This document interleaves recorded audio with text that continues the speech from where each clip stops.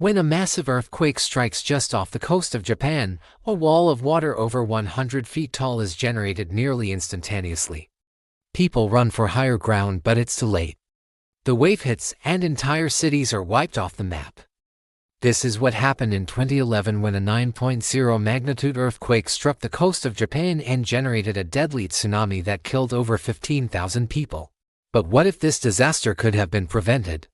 What if there was a way that we could have saved thousands of innocent lives? It turns out there is, and it's all thanks to one unassuming buoy in the ocean. What you're looking at is a tsunami warning buoy. These high-tech buoys are placed in the ocean where tsunamis can first be detected and analyzed before they hit land. When a tsunami strikes, these buoys can sense the change in water pressure and send an alert to shore where sirens are sounded and people are evacuated from the coastal areas.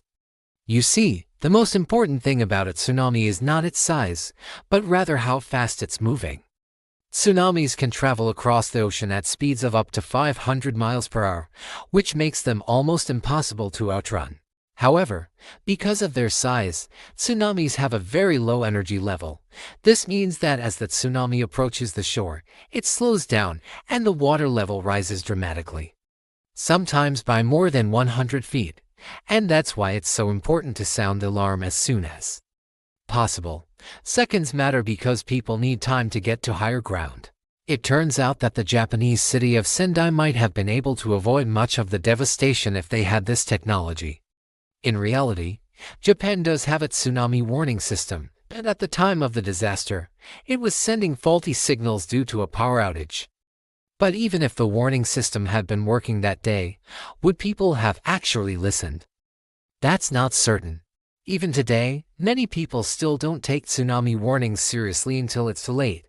But the good news is that tsunami detection technology has come a long way since 2011.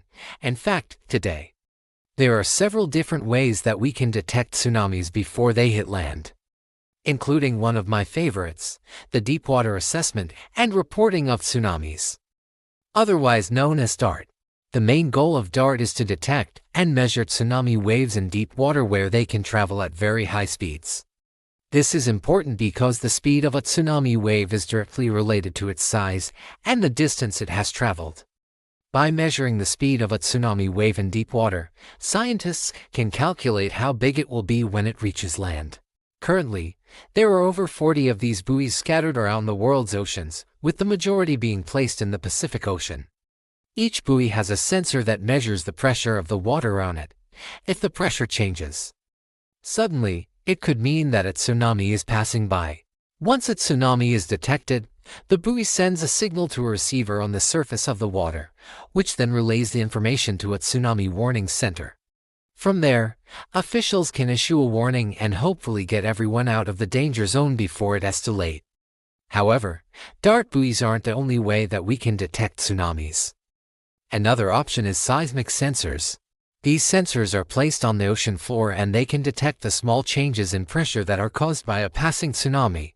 This is especially useful in areas where there are no DART buoys, such as the Indian Ocean. In fact, India was able to use seismic sensors to detect the 2004 tsunami, which killed over 227,000 people in 14 countries.